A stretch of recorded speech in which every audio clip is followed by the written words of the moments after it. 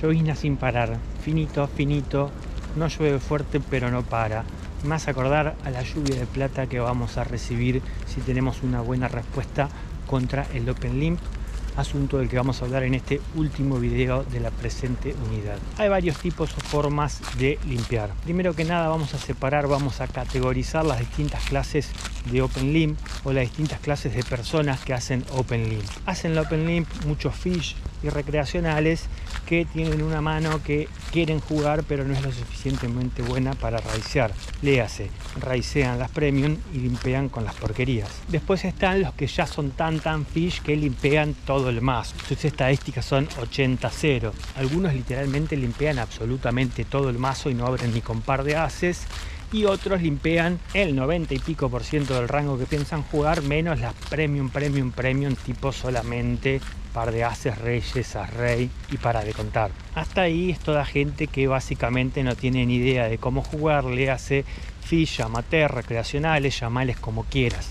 Y el último grupo de limpers son los limpers que saben jugar o en teoría saben jugar o ellos creen que saben jugar y hacen Open Limp con Premium para hacerse los chetos. Si has visto mis videos anteriores sabrás que yo en determinadas circunstancias estoy a favor del Open Limp o del Over Limp, pero en situaciones en las que tenga realmente un sentido o un porqué. Generalmente esto no va a ser con manos Premium y generalmente esto no va a ser en posiciones tempranas. Una cosa es hacerte el piola y limpiar par de ases de la Small Blind o del Bottom y que la gente diga qué le pasa a este, y otra cosa es hacer Open Limp de UTG y hacer re-raise cuando te hagan un roll. Ahora, si ya hay un paspado que hizo Open Limp y vos me overlimpiás con par de ases desde posiciones tempranas o intermedias, ahí no solamente que no estoy en contra tuya, sino que te felicito porque estás haciendo algo muy inteligente y creativo. Así que ahí tenés mi primer tip o mi primera explicación acerca de cuál es mi respuesta al Open Limp.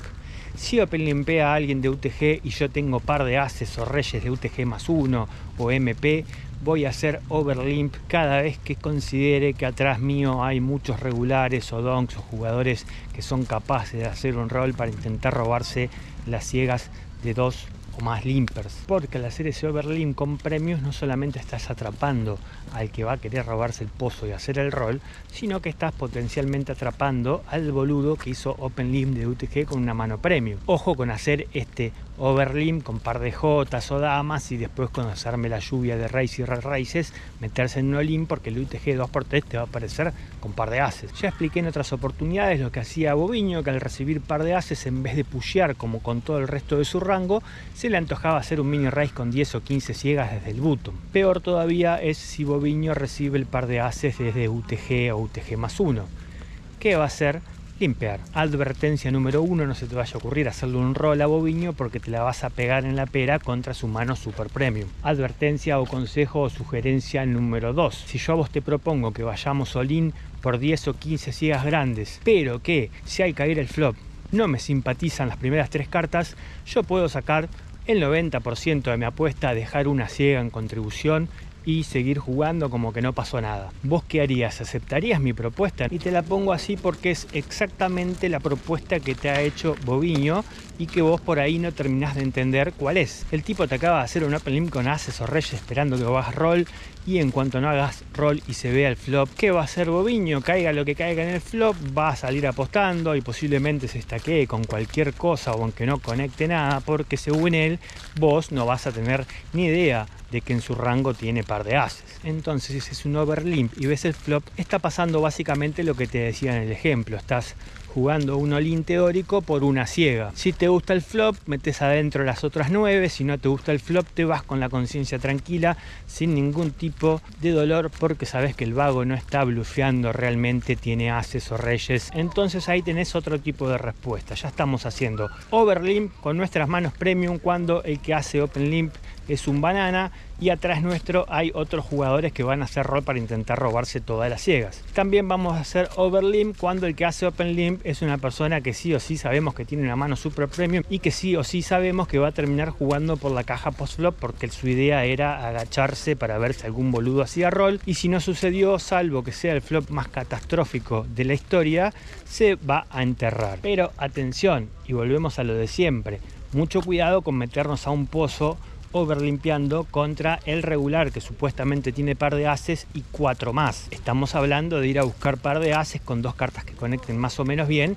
heads up, o en un pozo como máximo de 3 personas. Esto significa que tenemos que primero asegurarnos de que nuestra mano conectó lo suficientemente fuerte para ganar la par de ases, y segundo, bueno, esquivar que un jugador más no le gane también a par de ases y de chapa a nuestra mano. Ahora, si overlimpiamos contra 5 jugadores, está más complicado. Es ahí donde volvemos a la historia de que las cartas conectadas pequeñas y los pares de mierda no juegan bien contra 4, 5, 6 jugadores. Eso es mentira. Ahora, ¿cuándo vamos a hacer rol? ¿Contra 1 o contra 2 jugadores? Primero vamos a hablar de cuando hay más de un jugador, y ahí es donde tenemos que tener cuidado. Fíjate lo que yo te decía, que voy a overlimpiar par de ases, y estoy seguro que no soy la única persona en el mundo que se manda ese tipo de jugarretas, ese tipo de chanchadas, que hace un overlimp con sus manos premium cuando sabe que alguien se va a querer robar todas las limpiadas. Así que de la misma forma que no hacíamos squeeze en bluff al pedo con cualquiera 2 cartas,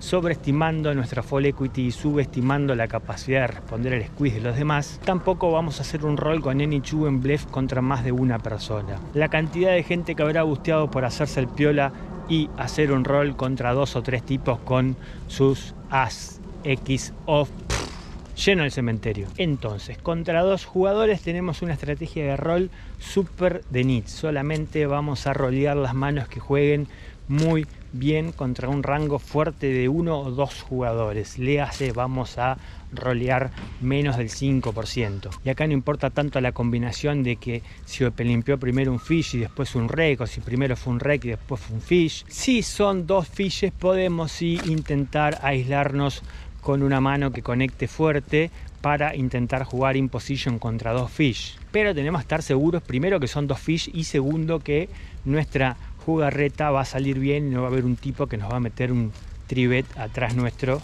y nos va a sacar de la mano. Así que rol contra 2 jugadores solamente con cartas premium, salvo excepciones contadísimas. Rol contra un solo jugador, si ese jugador es un regular, es un boviño que de pronto se la mandó haciendo open limp, lo mismo, no le vamos a hacer rol ni en pedo, salvo con el top range. Lo mismo cabe para un nit que no abre mucho pero que tampoco limpea mucho, y cuando open limpió te puede aparecer con cualquier cosa. No le vamos a hacer un rol a un nit con as j off, porque estoy casi seguro que vamos a ir perdiendo en el 75% o más de las veces. Y a los donks hay que tener cuidado también, porque se están abriendo y de pronto salen con un open limp de la nada misma, otro que boviño. A todos estos jugadores les vamos a estar haciendo overlimp, como te decía, para ir a buscar un all-in por el cual nosotros tengamos que poner una ciega y ellos la caja entera, incluyendo en esa lista a los donks que de pronto te aparecen con un open limp después de haber abierto el 99% de las manos. Entonces, básicamente, y para resumir, la gran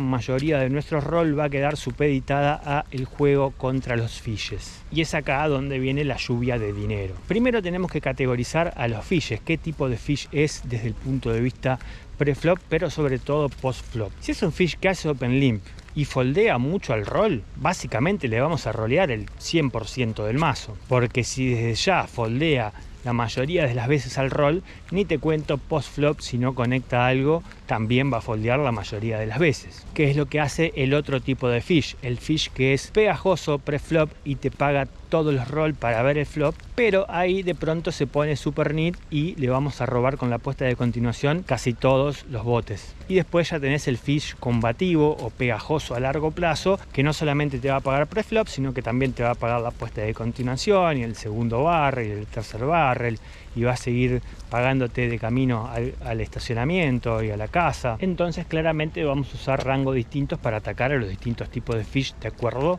a cuál es su estilo post-flop y pre-flop también. Como te decía, los que tienen mucho fall al rol le vamos a rolear el 100% del mazo. Lo único que tenemos que prestar atención no es tanto a la adaptación del fish, sino a la adaptación de los demás jugadores en la mesa y a la tendencia que pueda haber a otra gente ver que estamos haciendo lo que estamos haciendo, sí, tribetear nuestro rol. Yo te decía lo del 100% del mazo, asumiendo que atrás están todos ausentes o son todos nits. Entonces vamos a tener que hacer un análisis subjetivo de qué tanto riesgo hay de que una persona ajena al pozo hasta ese momento se despierte con un tribet o con un call a nuestro rol, y claramente mientras mayores sean las posibilidades de que eso suceda, más vamos a tener que acotar nuestro rango y más vamos a tener que preferir jugar con cartas que conecten y jueguen bien post-flop sobre todo, o que directamente puedan ir por cajas forbeteando push. Si nuestro análisis de los jugadores que quedan por jugar pasa la prueba y aparentemente nadie